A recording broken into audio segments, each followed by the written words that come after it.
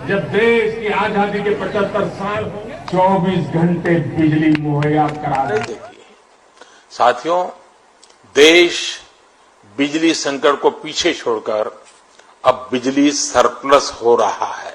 16 राज्य बिजली संकट से जूझ रहे हैं। बहुत ज्यादा परेशानी सर। हम व्यापारी वर्ग को तो दिन भर कठिन परिश्रम करते हैं, रात में आराम से सो भी नहीं पाते हैं बिजली की वजह से। नमस्कार दोस्तों, देश के प्रधानमंत्री ने 2015 में बिजली पर जो वादा किया था वो आपने सुना कि 2022 तक घर घर बिजली होगी और दूर दूर तक बिजली की चमक होगी और बिजली की रोशनी होगी। ये वादा आज 75 वर्ष अमृत काल में कितना पूरा हो रहा है उससे आप भली भांति परिचित हैं। देश की जनता को अमृत काल में अच्छे दिन का तोहफा देने का वादा किया गया था, जो मिल गया है। इस अमृत काल में जनता महंगाई की मार झेल रही है, वहीं अब बिजली संकट सामने आकर खड़ा हो गया है। जबकि 2015 में प्रधानमंत्री कहते थे 2022 तक बिजली संकट का तो सवाल ही नहीं होता। अब भारत की जनता है, इसको सहन करने की शक्ति मिल गई है। सब कुछ सहना है। अगर सब कुछ सहना है तो उसी में कुछ इतिहास के पन्ने पलटते हैं। इतिहास के पन्नों में याद करिए नोटबंदी। नोटबंदी हुई, नोटबंदी का नाम दिया गया काला धन वापिस आएगा। काला धन वापिस आया नहीं आया, आज तक का भारत सरकार ने कोई आंकड़ा जारी नहीं किया। लेकिन उस दौर में सबको याद होगा, प्रधानमंत्री ने इस देश की जनता से 50 दिन मांगे थे कि 50 दिन में सब कुछ ठीक हो जाएगा। लेकिन नोटबंदी के बाद क्या हुआ उसको आप भली भांति परिचित हैं। मतलब कुल मिलाकर सहन शक्ति इस देश की जनता की लगातार बढ़ती जा रही है। अब बात आती है कि देश में महंगाई की मार चल रही है, उसको भी जनता सहन कर रही है। बेरोजगारी की बात हो रही है, उसको भी जनता सहन कर रही है। पेट्रोल डीजल के दाम लगातार बढ़ रहे हैं। जब पेट्रोल डीजल के दाम बढ़ते हैं तो उसको कहा जाता है कि रूस और यूक्रेन की लड़ाई की वजह से बढ़ रहे हैं, या प्रदेश की सरकारें, जो अन्य राज्यों की सरकारें हैं, इनकी वजह से दाम बढ़ रहे हैं। कुल मिलाकर केंद्र सरकार की कोई जिम्मेदारी नहीं है। बेरोजगारी बढ़ती है तो उसके लिए दोषी कोरोना है। कोरोना ने सब हालात खराब किए, अर्थव्यवस्था को चौपट किया और इसके लिए कोरोना दोषी है। कुल मिलाकर केंद्र की सरकार दोषी नहीं है। इसी पर तंज कसते हुए कांग्रेस की राष्ट्रीय प्रवक्ता सुप्रिया श्रीनेत ने कुछ कहा है।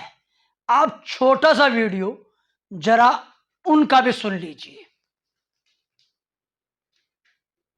तो ये सरकार का वो रुख दिखाता है जहां पर ठीकरा हमेशा दूसरों के सर पे फोड़ा जाएगा। महंगाई के लिए जिम्मेदार राज्य हैं, तेल की कीमत के लिए जिम्मेदार राज्य हैं, कोयले की आपूर्ति नहीं हुई जिम्मेदार राज्य हैं, बिजली नहीं आ रही जिम्मेदार राज्य हैं। हर चीज के लिए अगर जिम्मेदार राज्य है तो दिल्ली सरकार झुंझुना बजाने के लिए है क्या? यहां पर आपने क्या प्लानिंग करी थी? इस देश की जनता के मन में है ये सवाल। आपने सुप्रिया श्रीनेत को सुना। इस वीडियो को थोड़ा सा ध्यान से देखें, थोड़ा ध्यान से सुने तो आपकी समझ में आ जाएगा। देश की जनता जो है वो उसकी सहन शक्ति लगातार बढ़ती जा रही है और उसका बढ़ने का कारण है कि उसने नोटबंदी सहन की। इसके साथ साथ जो जनता के मुद्दे हैं, महंगाई है, बेरोजगारी है, अन्य समस्याओं से जूझ रही है, उसको भी वो हंसते हंसते सहन कर रही है। इन सबके लिए देश की व प्रदेश की सरकार तथा मुख्य धारा की मीडिया जनता को ही शायद दोषी ठहरा दे। सरकारें केंद्र की हो या मुख्य धारा की मीडिया हो, वो जनता के मुद्दों से को भटकाने के लिए, मतलब जनता के जो मुख्य मुद्दे हैं वो जनता उनकी तरफ ध्यान ना जाए, तो किस बात की बात कर रही है?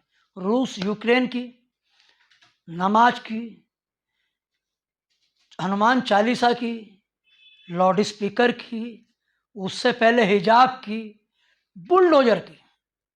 शायद यही सबसे बड़े मुद्दे हो गए।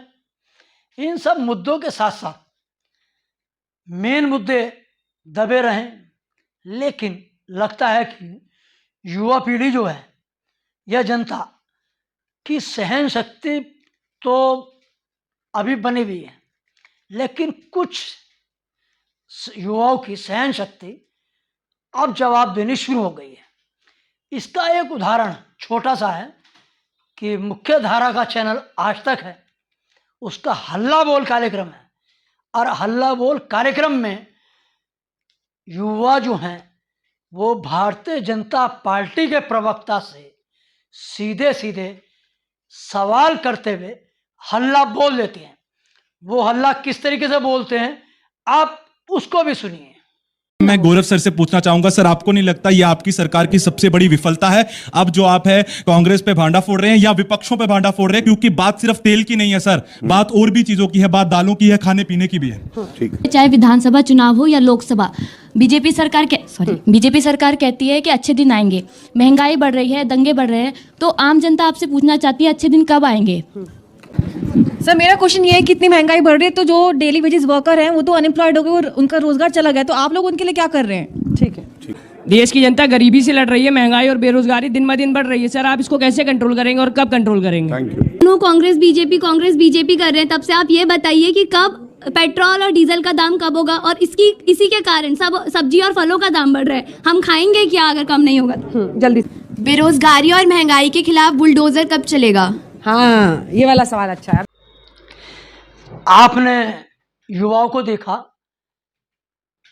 टीवी चैनल पर कि हल्ला बोल कार्यक्रम में एक कैसे तीखे सवाल है, लेकिन आप यकीन करें ना करें, आपने ये एपिसोड देखा हो ना देखा हो, भारतीय जनता पार्टी के प्रवक्ता ने जनता के सवालों का जवाब नहीं दिया, और ना देने के पीछे भी अगर कह दिया जाए तो उनके द्वारा एक तरीके से पूरी माना जाए तो कांग्रेस को ही दोषी ठहराने का मामला बनाया। अब ऐसे में कांग्रेस हमलावर है, लगातार जनता की बात उठा रही है।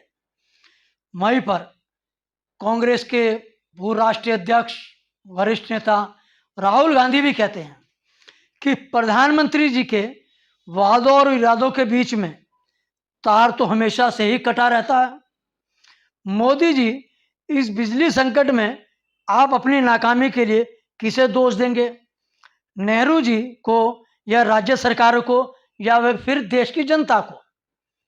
ये उनका एक ट्वीट है, और ट्वीट के साथ केंद्र की सरकार पर एक तरीके से हमला है। इस हमले ने भारतीय जनता पार्टी के प्रवक्ताओं को या भाजपा की केंद्र की सरकार को बेचैन किया।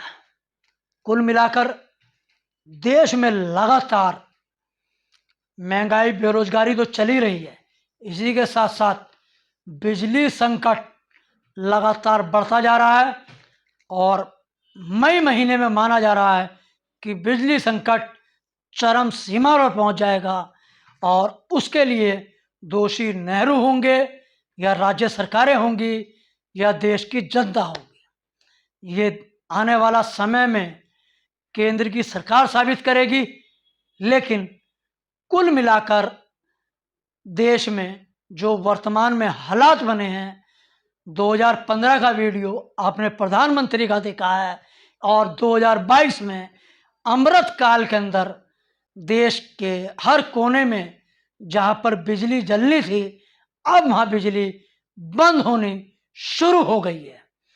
आपको वीडियो कैसा लगा आप कमेंट सेक्शन में जाकर अपने विचार व्यक्त कर सकते हैं और आज़ाद पत्रकारिता को सहयोग देने के लिए इस चैनल को सब्सक्राइब करके बेल आइकन का बटन दबाकर सहयोग दे सकते हैं।